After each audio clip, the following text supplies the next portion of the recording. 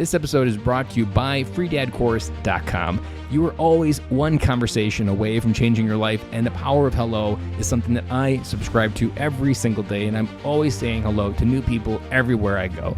Increasing your opportunity, increasing your connection, and getting access to the solutions to the problems that you are facing, whether you're on active duty or just beginning your veteran transition or even transitioning out for 20 years. On the other side of hello are the solutions that you're looking for. Again, head on over to freedadcourse.com. Get your 5-episode audio course to create more connection, create more friendships, and get back to living the life that you're trying to design. There's just something really special and unique. And if you are a father, I think thing that I would ask of fathers is to open your heart to your daughters, because I think that's what daughters bring out in fathers, in my opinion. It's like, they bring the human side out of fathers. And I just want to say, like, do your best to not close that off and seek the help that you need to keep that heart open. Because I completely understand the journey of what it's like to be, I'm not a veteran myself, but to see what men go through in the military, and especially if they're fathers, it's like your heart's so much bigger than what the military has kind of suppressed. Dory 1, this is Fire Team Delta. Dad's coming home. Welcome to the Military Veteran Dad Podcast, where it is our mission to bring every dad home. I am your host, Ben Killoy. I'm a United States Marine veteran, husband, and a father. We will bring authentic conversations to inspire action in your life so we can close the gap between the dad you are today and the dad you want to be tomorrow. This is the Military Veteran Dad Podcast. Welcome back to episode 73 of Military Veteran Dad. Dads, today's episode is going to be amazing. But before we get started with today's episode, I just want to go out there and honor quickly our moms, because yesterday was Mother's Day. And it's one of those holidays where we pause, we slow down, even a little bit different in COVID-19 era, where it's just a focus on the family. There isn't a lot of get-togethers going on like normal. I know for my family, we would normally be doing a get-together. But I just want to honor you, because without you, none of our family life would be possible. And it's you that helps bring us back home. It's you that helps build that bridge. And if you're listening to this, I want to say I thank you. And dads, make sure you thank and appreciate your wife, not just on Mother's Day, but every day, because they do deserve that appreciation. I also want to point out that there are 2 places that you might not be aware that you can listen to the podcast. The first one is on Alexa. You can actually say, "Hey, Alexa, play the Military Veteran Dad podcast." The second place is on YouTube. Every one of our episodes, going back to episode 1, is on our YouTube channel. So go ahead and check out those links in the show notes. The link is there. Every one of them is there. It's not the video, but it is the audio form. So if YouTube is facilitated in whatever environment is better for you, go ahead, check them out, because whatever your method is, I want to make sure you're getting this value in this podcast, because the value is here. And today's episode is just as good. One more before we dive into this episode. Last week was a big week for me. Last week, I launched something that transformed my life, and now I hope it can transform your life. And so if you've been following the podcast, you know that friendships was at the core of what I was missing in my life when I turned 30. And friendships and feeling connected and feeling that I wasn't alone and having other people reflect back the value in my life that I wasn't able to see, that radically changed my life and radically brought me closer to the dad that I am today, and the dad that I strive to every day by growing through this podcast, showing up in my kid's life, failing consistently every day, and falling down, but getting back up. Friendships is one of those things that continues to do that for me. And so with that, I wanted to bring you a free resource. So go check out freedadcourse.com after you check out this episode.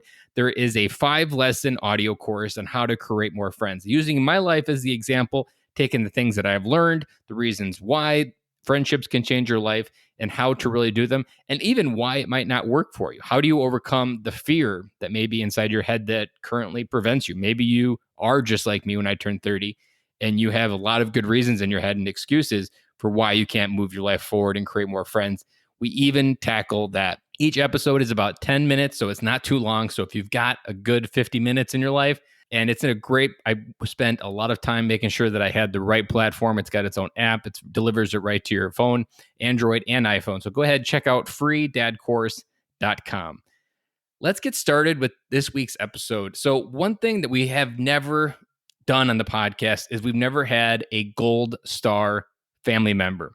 Now, we've had ones of the wife, but we've never had ones of the kids. It was something I set out as a goal way back in the beginning of this podcast. And if you've ever listened to the introduction, it's clearly there that I wanted to do this. So it's taken a while to get it done, but I am so glad I was patient, waiting for the right story, because today's guest, Jen, just opens it up. She brings in so much love and so much appreciation for what it means to be a dad, for what it means on the other side when we don't show up in our kids' life, or when we disconnect, or in the case where we don't get to come home to our family. Maybe something happens in our life and we no longer get to be there.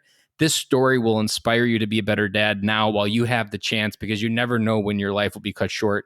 And she outlines a path of how she had to grow through what happened to her, not knowing what happened to her dad, the mysterious circumstances of how it happened, and just learning how to identify and grow up into the world and find herself. And she's now over 30, but she had a long journey of finding herself. And this episode is so beautiful because she talks about it, she opens it up, and she just has one of those stories that you can't help but want to listen to more of. And she's got a podcast herself, Holding Down the Fort. There's a link down in the show notes as well for that. All of her socials are down there if you want to follow up on her on Instagram. She said was the best place to catch up with her. This episode is going to crack you wide open. And I loved the advice she gives of open your heart, because I'm a heart-centered dad myself. I'm a heart-centered person. And the idea that we close off our heart when we feel threatened or when we feel uncomfortable is one of those things that our kids can feel instantly. But we need to remain open. We need to keep our hearts open. And our daughters are a perfect vehicle to help us understand how we need to feel love, and just how do we love being a dad and be open to receive the love that is our kids. So without further ado, let's get started with this week's episode with Jen Amos. Welcome to the show, Jen. Hey, Ben. Thanks for having me. I am super excited because we've never told the military dad story from your story. So without me giving it away, go ahead and tell us a little bit about your background, your story, and a little bit what we can talk about today. Yeah, absolutely. So I am what they call a Gold Star daughter.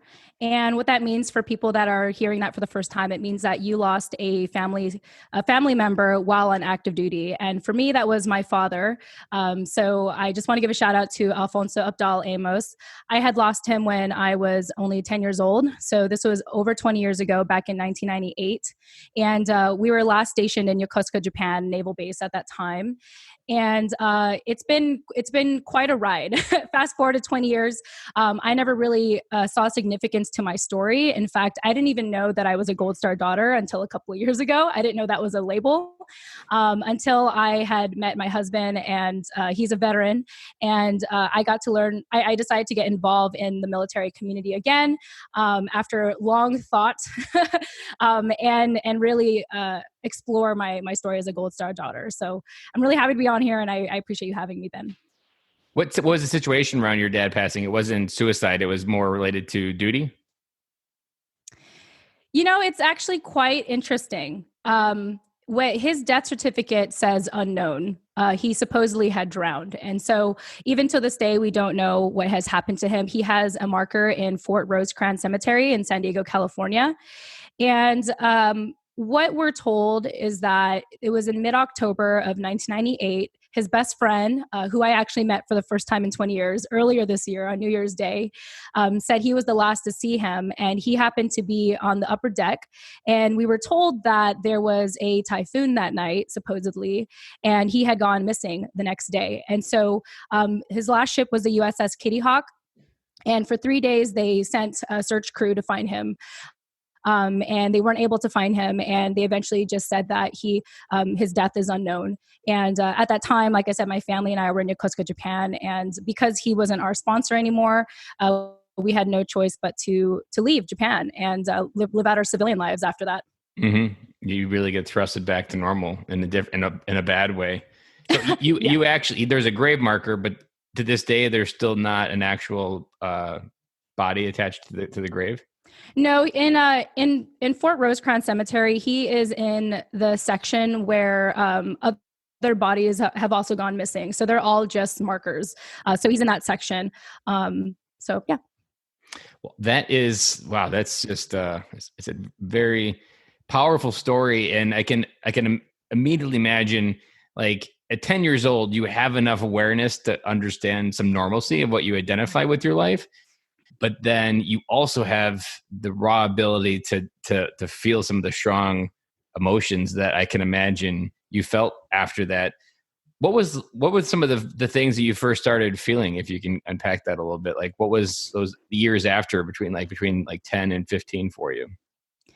Yeah, absolutely. It was interesting because I remember the day when they came to our apartment and told my mom the news. I was sitting, we were sitting on a couch, and I was sitting right behind her when they were telling her what was happening.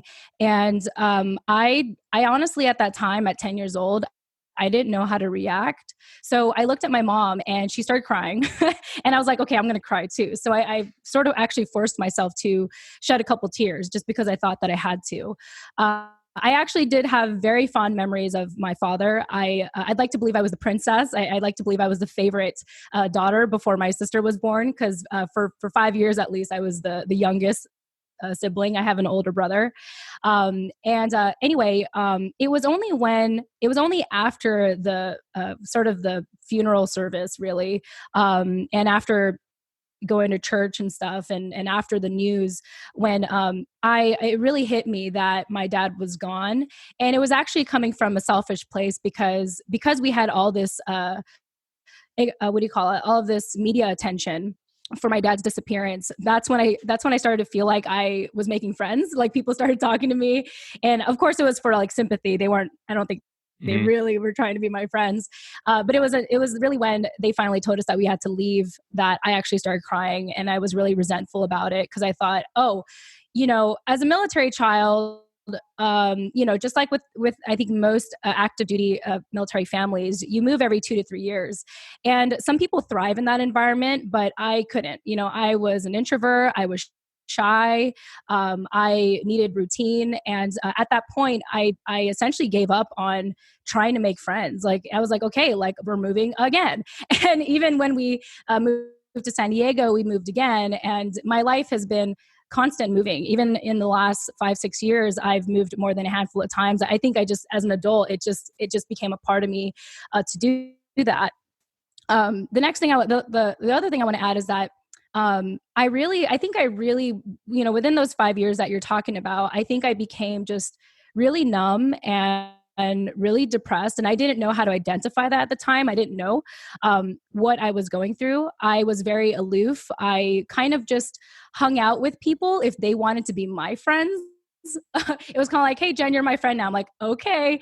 And, that doesn't always lead into the best types of friendships. I definitely had experienced bullying, and I had experienced just like very narcissistic friends that I didn't know how to say no. I didn't know how to set healthy boundaries, because I thought, well, they're with me, so that's all that matters. They're not going to leave me. They're not going to disappear. Because one thing I realized after losing my dad is that I had struggled with abandonment issues. And if anyone is hearing that for the first time, it's really this idea that you think everyone's going to leave you or die unless you leave them first. And so even if I didn't have the best of friendships, just knowing that they were there was more than enough for me, toxic or not. So, those first 5 years were it's interesting that I can say this now at 32 years old. Like, trust me, even if you asked me this almost a decade ago, I wouldn't be able to articulate this. But yeah, those 5 years were really hard. And I was just very complacent. I almost felt like I was, one of my coaches had told me this, that it almost seemed like I was disappearing, because I probably just didn't feel like I mattered anymore after I lost my dad. Yeah, because your father to his daughter, I mean, that's our role as fathers is to help validate our daughters who they are and to value themselves inside. And when that gets turned off, and it sounds like he was a good dad that was doing it well before, you slowly start. It's like just when you turn a faucet off and you got it's starting to drip out the bottom of the sink. Like, it's eventually going to run out, and your internal value is going to be derived from other people. But it also sounds like you had that like connection, that your brain didn't want you to feel that pain of loss again. So it did a lot of subconscious things to make sure that you avoided that feeling of loss, or maybe probably self-sabotage a relationship before that feeling even happened.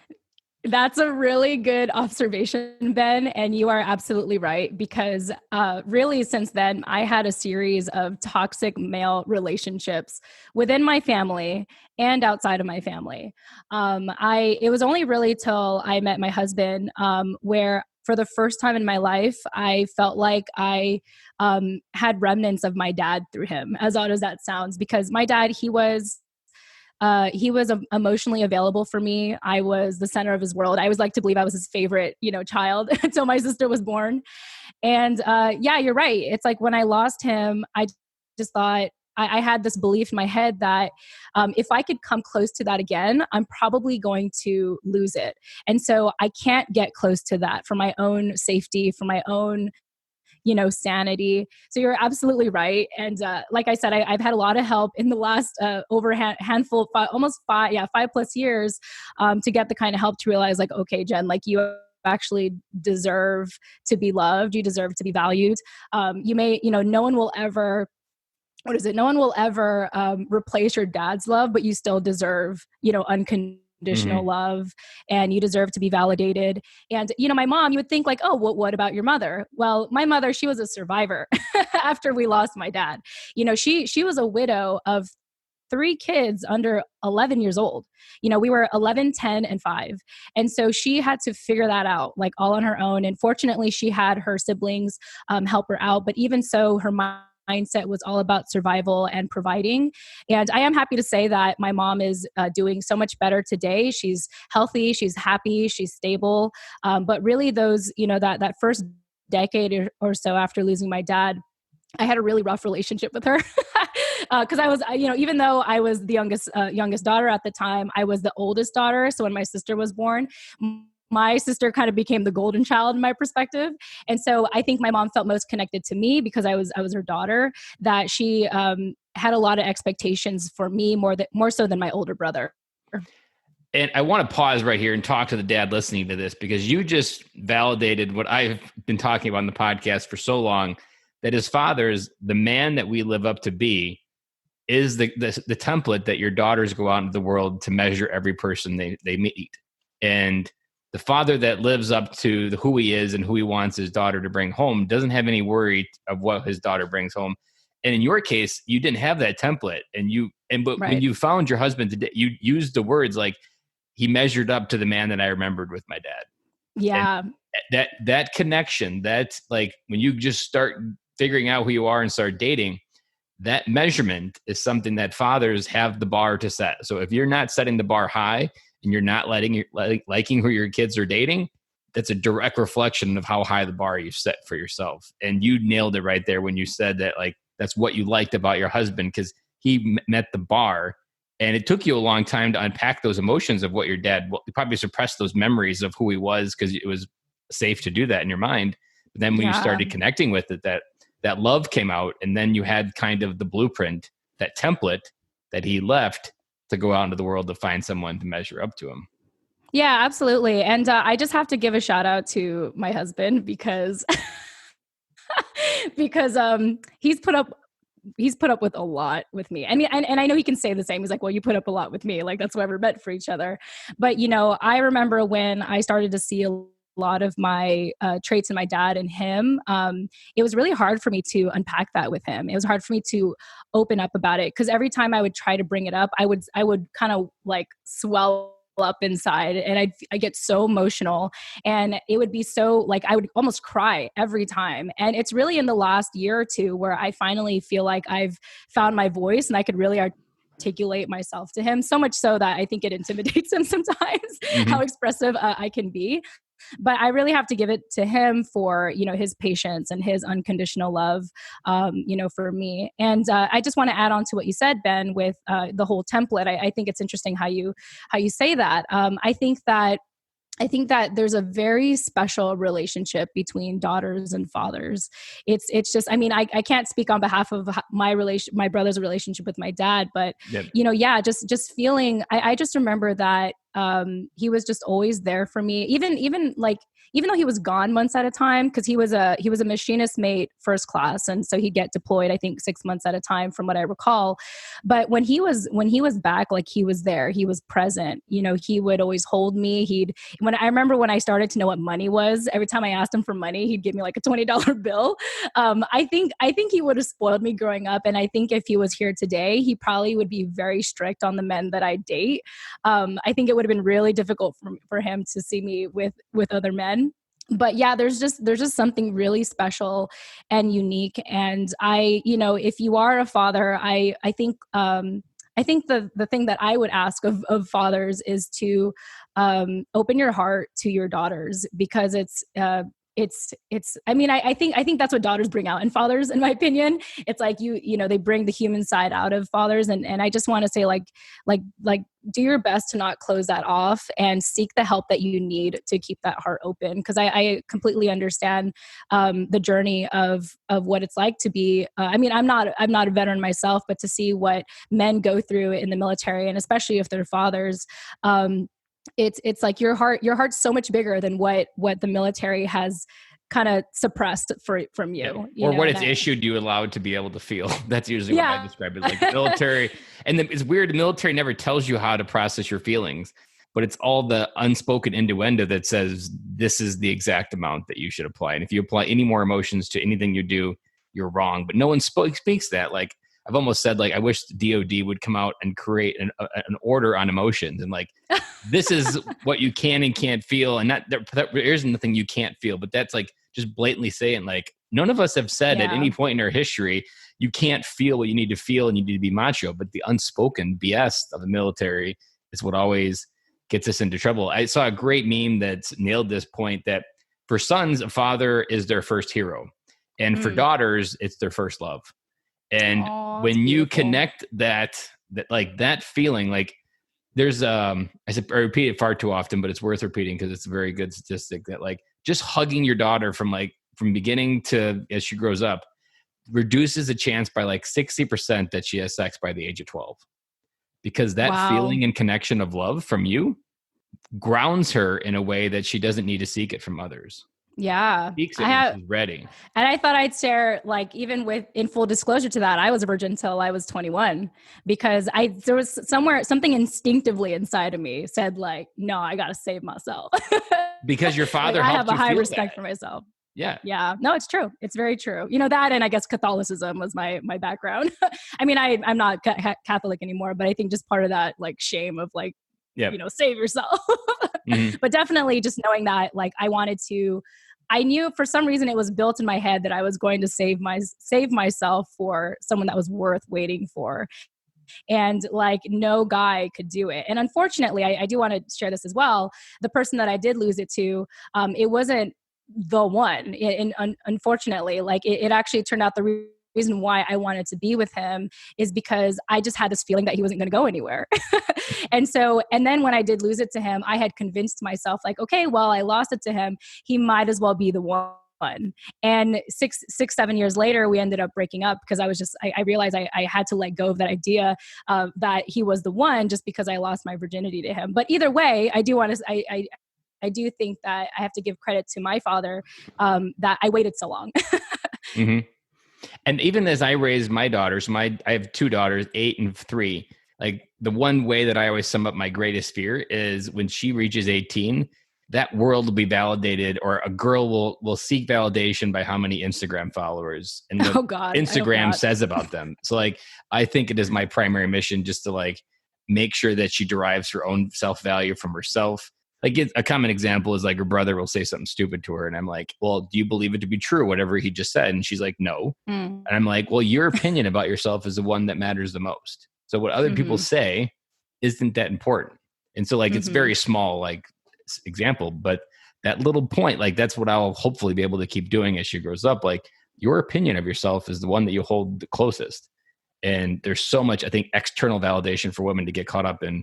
And this is why I think fathers can play such a great role, because we can help breathe that validation into them, reminding that they're beautiful, reminding them they're beautiful just the way they are. Like, they don't have to conform to whatever society is telling them to conform to. And without that, that's just it just kind of, it's like a wobble. It just starts wobbling around and it loses its anchor. And that's what fathers can do. It can be that anchor point for someone to grow up.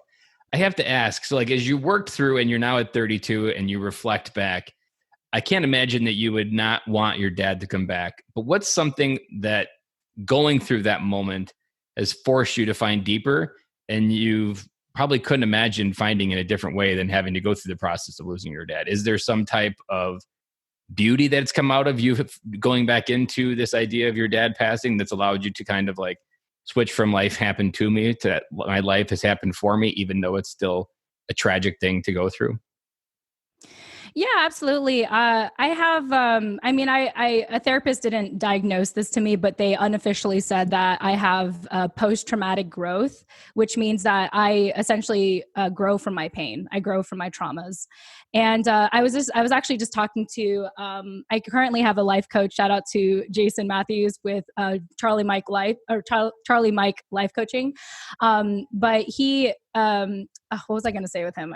What was the question again? Help me out here. About how life is happening to you or for you and not to you, and that you have the post-traumatic growth. Yes.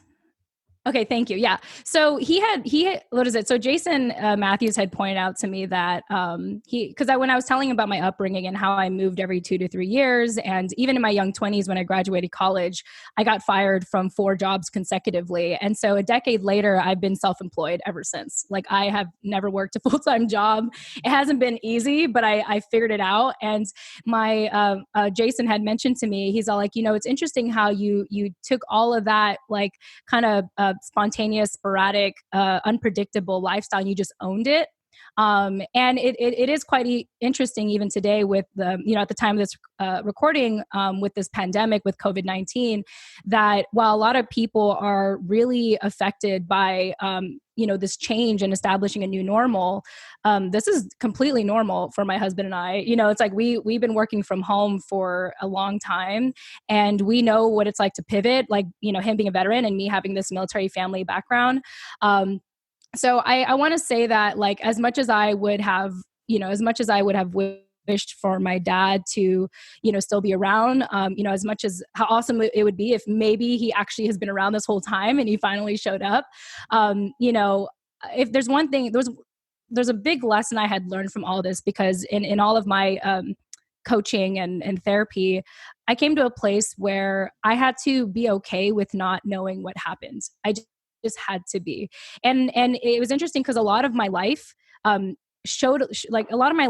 was always trying to complete things or try to find the answers to things, like, in general. Mm-hmm. And when I came to a place where I was like, I guess I'll never know, maybe I'll know one day, but the point of life is not knowing it all. It's about living it. And maybe the answers will come later, but you don't spend your life trying to live for those answers, because they just may never come. And in my case, it's my dad. Now, I do want to say that, earlier this year, my sister and I started to interview people that knew my father, and we actually have some evidence, or we have this theory that my dad was actually suicidal, and he actually struggled with depression throughout his service. He was in the service for 18 years. He was almost done. He had 2 years before we lost him. Yeah, and so it's interesting to know that, because I know that I've struggled with mild depression for a very long time, and even with suicidal thoughts. And to have discovered that, to know that it runs in the family, is very like, oh, I see. So it's not just me.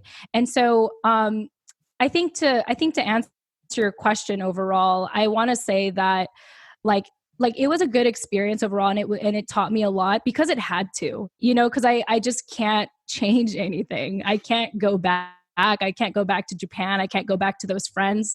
I can't go back to the life that I had lived. I just can't. And so all I can do is accept it and be okay with not knowing, and live my life anyway. And I have to say, I can't complain. I have a good life. I'm very fortunate. I'm very fortunate that I had sought out help.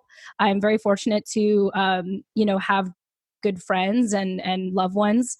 But it took a lot of work to get here too. Like, it's not like it happened overnight. Like I said, I've had toxic relationships left and right. And it was only really in my mid-20s when I started to realize like how impactful losing my dad was. I was like, oh my gosh, like I lost him almost 20 years ago. How is this affecting me? And when I learned, I was like, oh, that's where my abandonment issues come from. That's where my depression comes from. Mm-hmm. And the reason why I kind of talk about this in a sing-song voice almost is because I'm just so grateful to be in a place where I have sought out a lot of healing and continue to do so.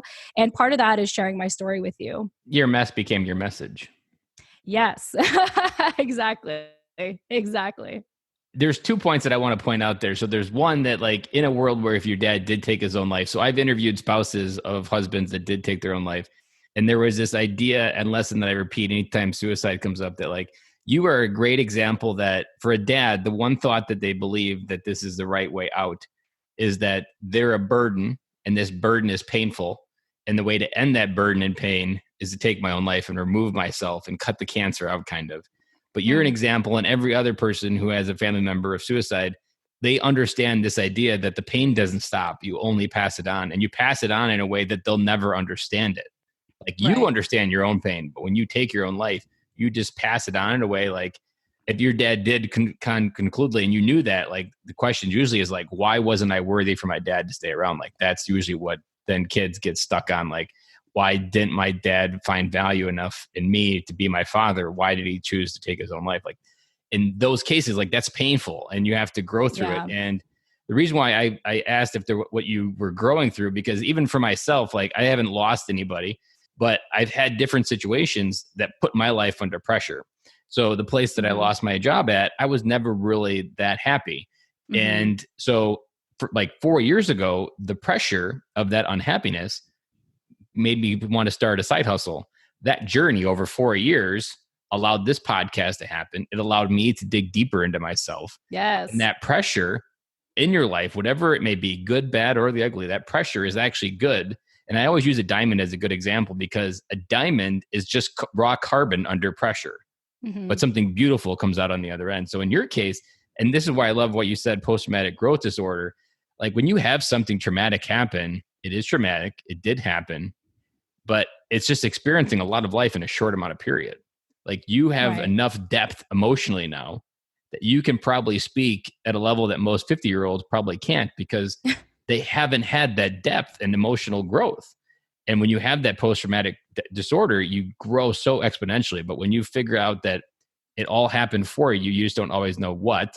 And like as dads, I always like to say it's like 1,000-piece snap-on toolbox, and they're all specialized wrenches. You just don't know what wrench you need for which moment. But there's going to come a moment like in my daughter's life or in your kid's life where you're going to be able to pull out a wrench that you never knew really what it was for, but it was related to what happened to you. And you're like, oh, this is what this wrench is for. Because it all can help someone else when you figure out how to take your mess and turn it into your message, that it really allows you to do other things. Like a common one for me, I repeat, is I did an exercise and wrote a letter to myself of why I was worth it. And in the letter, I said to myself, like early in life, you think all people pushed you down, like high school was hard, people bullied you, like that emotional suffering and being in the bottom really hurt. But then I have no idea where this came from, but it came from myself. I said, early in life, people pushed you down so that later in life you could pull people up. And that's exactly what this podcast is. Like I've lived on the bottom. You've been to the bottom. And now for your words, your wisdom, your emotional connection to how you connect with people is that much stronger because you've been to the bottom. You know what that feeling is like. You can see it on their face. I'm sure you probably have already got an intuition when you can feel pain inside someone when they're not honoring it. You can be that lighthouse because you've been at that point. And I think that's the beauty of when you can't change anything that in life happens, but when you figure out how to move someone else's mountain based on your life and how it's happened, that's when you start to switch from life didn't happen to me, life happened for me. Yeah, absolutely. And I want to applaud you, Ben, because it's not very often I come across very emotionally aware men. Maybe it's just the people I've run into or attracted into my life, but I do want to applaud you. And that's part of why I was excited to be on your show. Because when I was listening to a couple of your podcasts, I can tell how much you care, how much you care as a father and more importantly, how much you care about your own brothers in becoming and being a father and humanizing themselves again, especially after the service. So I gotta kudos to you, sir.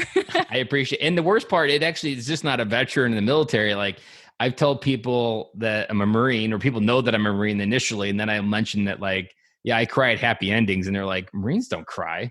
And I'm like, well, I hate to burst your bubble, but I've cried regularly. I sat in Okinawa, where I was stationed for most of my time, in the barracks with the door closed at the time because it didn't feel safe, watching the bus move on Extreme Makeover, always bawling my eyes out when the bus moved. Like that was a consistent, like my tears, my eyes were watering, but the door was always closed. But like I've always been a person that was a crier. And even now I don't really handshake much. I go for the hugs. I'm not sure what I'm going to do after COVID, because hugs probably ain't going to be allowed. But right. The Marine that cries that gives hugs, like it's an oxymoron in and itself. So I appreciate that feedback, because it's not. I break a lot of stereotypes when I start talking, because people are like, this guy can't be a Marine. That's not the Marine that's on the poster board of commercials that they advertise. Yeah. And, I completely understand why it's important to be very macho and hyper masculine in the military, because that's proven to win our wars for the most part. And I was even talking to a friend who is also a fellow veteran. And he was saying he's like, yeah, these people in the military now are like too sensitive. It's like, what if we actually have a war again? Like, how are we going to get our shit together? If you don't mind me saying that. And it's like, hey, I just want to say that I'm fortunate to be in a space and in an environment where being emotional is a strength and not a weakness. And yeah, my heart goes out to every man who struggles with just being honest about their feelings. I know with my husband too, it's not the easiest thing for him to do as well, talking about his feelings. And there's one more thing I do want to share. I was thinking about this as you're talking, but and kind of going back to post-traumatic growth, I had recently learned through my mom, which my mom, she's not a very emotional person. As I mentioned, she's just very task-oriented. She's always like, did you eat? Do you have food? Like, do you want to take food as you go? Whenever I visit her back in San Diego. Always making sure you're taken care of. Yeah, always my basic needs, always like, okay, are you fed? Are you secure? Like, okay, cool. That's all that matters. And I remember when so essentially what I do with my sister is I help coordinate like conference calls so she can like interview people that were in my dad's life. And we actually interviewed my mom. And we asked her, because when we started to realize, when my sister started to ask, like, did dad have any suicidal thoughts or any signs of suicide or depression? My mom actually said, oh, Jennifer. So Jennifer is my full name. She's like, oh, Jennifer, a year after you were born, and you're probably gonna have to mark this episode as explicit after this conversation, but he's like, a year after your dad was born, he slit his wrists. And so he actually attempted suicide when I was only 1 year old. And I never knew about this. I literally only found out about this year. And I just have to say that if it wasn't for, like I mentioned, all the help and all the, coaching and therapy that I had received, I would have told myself such an awful story about like, my dad didn't love me. My dad didn't care enough to stay alive for me. Like I could have told myself that entire story, but you know what? I've come to a place where I realize that like, we're all trying to figure out this life. And sometimes we accidentally hurt other people in the process. And if you know a little bit if I can share my dad's background, for a little bit, he was actually a farmer in the Philippines. Like both of my parents, they're a background of farmers, and they're still farmers today over there. And he actually loved farming, but his dad was like, nah, you got to go, you got to join the Navy, you got to get out of here. You got to have a better life. And so my dad actually joined the military, not because he wanted to, but because he was forced to. And I can only imagine at that time, because this was in the 80s and the 90s, probably the racism and the discrimination he probably went through at that time. And also just how mental health wasn't highly spoken of. When you come from a third world country, mental health is considered a luxury and almost like really silly and retarded, to like seek that kind of help. And so I think my dad had held in a lot of things. And so even though I'm here thinking like, oh my gosh, like you had 2 more years, to retire. Like you were 2 years away. Like you could have stuck it out. But I could imagine that at that point, he probably was just in so much pain that he probably felt like that was the only option for him at that point. And so I feel fortunate to be in a place where I know it's not my fault. Like, I mean, I can at least tell myself that story. And I just wish that I was there for him. You know, I wish I knew. I wish I was self-aware enough to be like, hey, Dad, I'm here for you. I love you. Come back home. But I was only 10. I had no idea.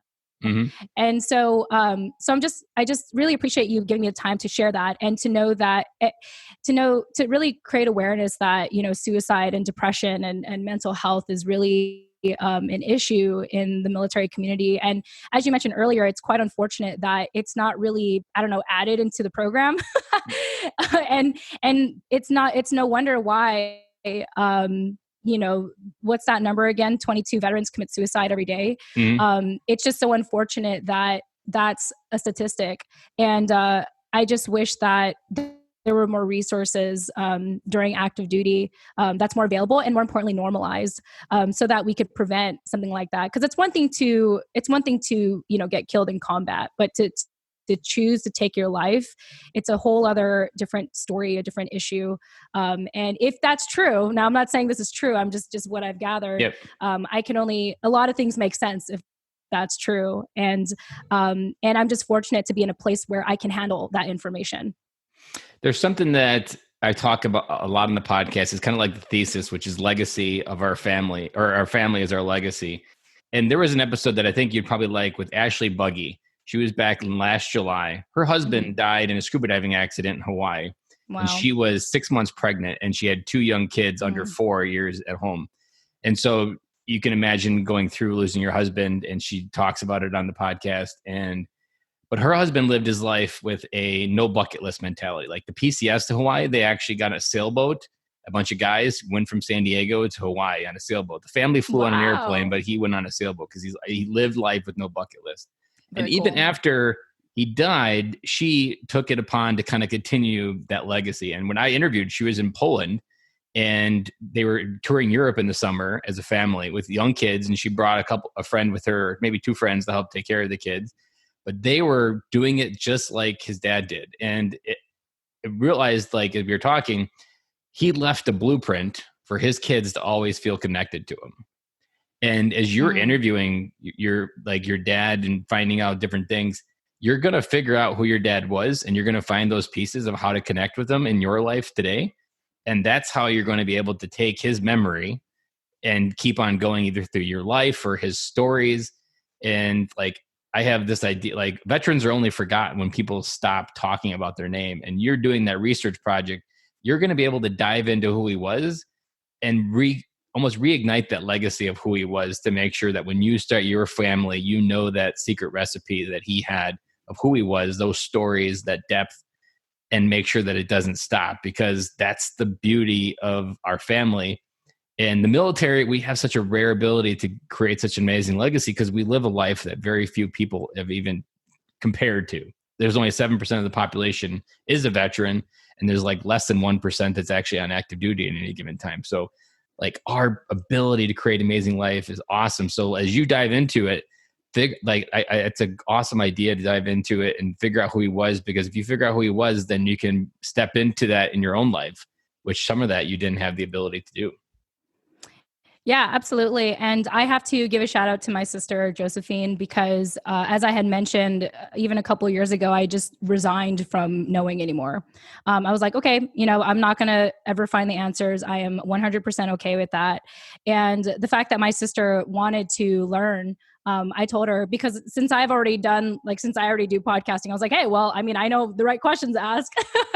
and so it's just been such a gift to do it with her, because there was a time where I wanted my family and I to learn more about my dad, but it just didn't seem important to them, even with my older brother. And so I almost felt ashamed for wanting to know my dad's story. And I felt alone, and I thought no one would ever want to figure it out with me. Even my sister didn't seem to care so much. And so the fact that she has come out and said, yeah, I want to figure out what happened to Dad. I want to know, why I am who I am today.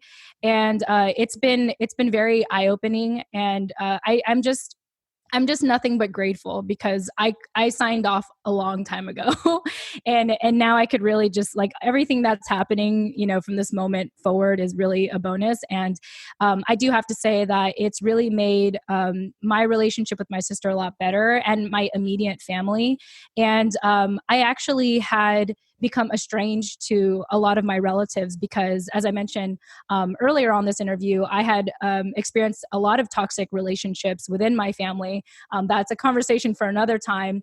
But because of my sister, I told her that I'm willing to go out of my way to speak to certain relatives for the sake of our dad's story. So shout out to my sister, Josephine. That's awesome because it's going to be. I can imagine it'll probably crescendo and climax right when you hold our daughter or son for the first time. Like, God, because you're like that, you'll probably lose even more so than because it's a magical moment. But like when you realize like what you're holding in your hands is a continuation of what your father and everything that's happened to you. And the ability to keep it going and knowing those stories, like stories are so powerful. That's why I love podcasting. Yes. And it's not talked about enough. Yep. It's not just a marketing technique. Like stories can move a mountain for someone and like the crazy part about stories is like, you think that it's not a great story. You can easily devalue your own story. But man, when you put those words out there, like you realize that the world is waiting for you to tell your story first. And then by going first, you give someone else permission to go second.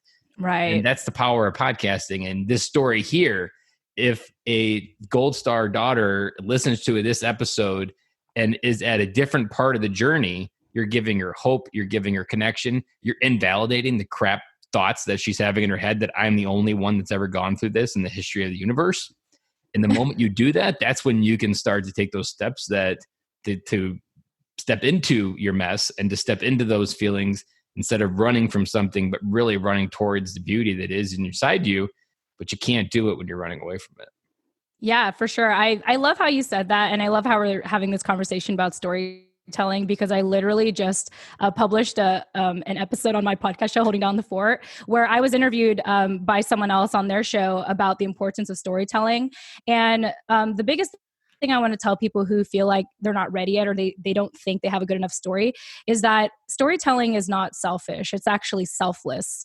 It's a selfless act because, like you said, your story can help more people than you realize. And maybe even if it just helps one person, that'll cause a ripple effect for all the people in their lives that they touch. And so, yeah, I this is why I absolutely love the power of podcasting as well. Just to have, it's really kind of like the number one equalizer for everyone to share their stories. And yeah, I mean, if you haven't shared your story yet, do it. And if not, we hope, I mean, I'm saying this to your listeners as well, if you haven't shared your story yet, to listen to enough of Ben's episodes to be like, okay, I can do this. No one has died in the recording of these episodes. Despite what your brain, good. Despite what your brain says, you're going to explode. Like that, yeah, internal anxiety. You mentioned it. Like you just feel like you want to throw up when you start facing that raw bottle of emotion. Like there's a thing that I talk about quite a bit. Like I did an episode on emotions back in November. It was 20 minutes. I didn't consider it anything game changing, but it was my perspective on what I've gone through. A Vietnam veteran emailed me and said, if I would have had your episode 30 years ago, I would have been a better dad. Wow. And that was just me sharing 20 minutes. Helped him reconnect with the feeling that in his case, there's probably a little bit of regret, but it's never too late. His kids are still part of his life. And now he gets to step into that. And the part of the stories, like you think about it, they're very tribal. Like stories were the method of how wisdom was passed on in the tribes growing or before society decided to be industrialized. And we've completely forgot that. Like that's what the power of podcasting, I think, is bringing back the wisdom within stories. And that's how information was passed on. That's how people continue to learn from the lessons. And that's how a lot of the history has been recorded is through the stories. And those stories, I'm sure, were unremarkable. I'm sure they were just probably like hunting type stuff. But yet those stories were learned and passed down to teach a lesson about something. And that's the beauty of what you have now. You're going to be able to take a lesson from your dad and be able to explain it to your kids. Like, this lesson I got from my dad because I heard it from someone and I want to repeat it to you because it changed my life when I heard it. Yeah, for sure. And I want to add that back then when I used to be nervous, or shy or feel like I didn't have a good enough story, fortunately, I've been in an environment that has enabled me to share my story, and to really be more comfortable in my own skin and my past. And there's a good quote that I heard from someone. I want to share it on here as well. And it's about sharing, really about sharing your story, or sharing your story. Is that if you are nervous, just focus on being of service. Like when you focus on helping other people, when you focus on serving other people, the nerves just go away, and if you don't, because otherwise you as rough as it sounds, you're being selfish. You're being, a little self-centered, for you to think I don't know. That's pretty much it. All I have to say about that is when you realize that, when you can get over that hump and realize we all have a part to play in this world. It's called storytelling. It's called storytelling because you can't tell a story unless someone else is listening. Storytelling is about building bridges. And when you build bridges, it's not even just between you and I, Ben, but it's the people that are listening. And it's the story that they will see. It's the stories it's our stories where they will see themselves in. And so that's part of why I am very unapologetic of me talking about this, and why I've done a lot of work to become more articulate, because it's not about me.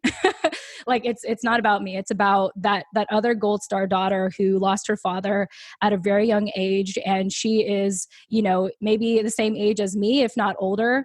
And she's wondering why she's been divorced 5 or 6 times. Yep. And she's realizing it's because I lost my father. And I think a lot of us tend to take our upbringing for granted. We don't realize how malleable we were. Yeah, exactly. And so if we can all realize that, I think that'll help all of us just be a little more human, a little more compassionate, and a little more empathetic toward one another. There's a story that you'll like, because it was from Podfest. So that networking speed dating thing that we did, on the I did not go to that. Oh, it was absolutely amazing. Was it? Okay. I loved it. And there was a mom at that table, one of the tables, and she was saying, I edit podcasts, but I've always wanted to start a podcast. So then she starts unpacking, and she wanted to talk about postpartum depression for women after having babies. Yeah. And I was like, oh, because it hit me to my same. I told her, I was like, lady, someone died yesterday, or a husband lost his wife yesterday to suicide from postpartum depression. Your podcast could be that voice to make sure that someone has their mom. Yeah. And 4 women at the table were crying because of the power that she was realizing that I could have that effect on and save people's wives and have a child so call a mom. And the same thing in your case. This story, this episode could prevent a daughter who's not in the same point and make her from not taking her life but stepping into her own life. Yeah, absolutely. That's the power when you share it out. And if you have any type of mess and you haven't figured out how to turn it into the message, there's someone out there that's a few steps behind you waiting for you to figure it out, because when you do, you'll be able to be, like I said, that lighthouse to help them through that darkness, because you're on the other side of that darkness, and you've always got to be looking backwards. And I think that's why I love framing it like life's not happening to you, but it's for you, because everything that's happened, you can help pull people through what you went through as well, because you're ahead. Yeah, for sure. And one more thing I want to add to that, Ben, is that, I want to thank you for creating this platform, for people, for giving a voice to veteran dads and to people myself, because, I think as connected as we are with social media and technology today, a lot of us feel so alone in our immediate network. Some of us feel so alone within our families or within our friends that sometimes podcasting is the friend that we've all been looking for, So a lot of these, I can only imagine that a lot of your listeners probably wouldn't talk to, people within their network about these conversations. And so the fact that you give them the opportunity to eavesdrop and learn something is extremely powerful. And this just goes back to us preaching the importance of you sharing your story, because you just never know. There might be that person who feels so alone, even amongst loved ones, but it's your story from a stranger, from all people, where it's wow, because of you, because I don't know you, but because of your story, I can live another day, or I can do this. So yeah, thank you for what you do on this show. I love what you mentioned just there, and I appreciate that gratitude, because my story started with friendships. Like when I turned 30, I was really like, no one's going to be at the end of my life that cared that I lived. And so I wasn't worried about taking my own life. I was just worried that no one was going to care that I'm here. And so my story of friendships is my beginning. I started with talking with dads at the park, and that's really where I stepped into my growth to get where I am now. And I often say, like, I tell everybody in any podcast I go to, like, one product I offer free of charge is friendship. And I'm always showing up as a friend I wish I had my life when I turned 30. And friendships is that vehicle to help close that gap in where you feel today, but where you want to be tomorrow. And when you feel connected with another person and a friend, like that's what helped change my world. It wasn't like a bunch of therapy. I just needed to feel connected to someone else. Oh yeah. There's this really good book that I read last year. It's called The Upward Spiral by Alex Korb. And he essentially said that, I mean, there's a lot of ways to work through your depression and to lower your depression, but the number one way to like cure depression is through connection. And so it doesn't even always have to be in person. It could just be listening to podcast shows, to listen to these kinds of stories. And so that's why it's so important, I think, for us to share our stories and to have a platform like this. And just another reminder that connection is so imperative, and storytelling helps build that connection with people. Correct. And that when you can just feel connected, you don't feel alone. If you don't feel alone, then you feel everything is possible. Yes. If people want to connect with you, Jen, and follow up, or if there's a daughter out there listening that would love to have a conversation, where's the best place to find you? Yeah, well, you could actually find me on LinkedIn, just Jen Amos, JenAmos. You could even check out my podcast show, holdingdownthefort.podcast.com. You'll find all my social media links on there. And then also, if you're on Instagram, I'm pretty active on there. My IG handle is the Jen Amos. And yeah, that's it. So I hope to connect with all of you. And I want to thank you, Ben, again, for the opportunity to share my story. This is amazing because, like I said, we have never gone into this area in this particular way. I knew from the very beginning when I launched it, if you go to the introduction, I even said I wanted to interview people of Gold Star families. Yeah, I got excited when I heard that. You were the very first one because I knew there was value in valuing our own life as fathers. And you have that gift that you can talk about the pain, but then you can also talk about the impact of the gap of fatherhood, but then also what you miss when we're no longer there with you. So I truly appreciate you. And I'm glad we had this conversation, and I'm excited to get this out there because I'm positive we brought a few dads home today. Awesome. Thanks, Ben. That's a wrap. And thank you for listening to today's show, and I really hope you enjoyed it. The lifeblood of any new podcast are the reviews. If you haven't reviewed the podcast yet on iTunes, I would really appreciate it, and you will help us get the message out to even more military veteran dads. As John Maxwell says, if there is hope in the future, there is power in the present. Dads, it's time to come home.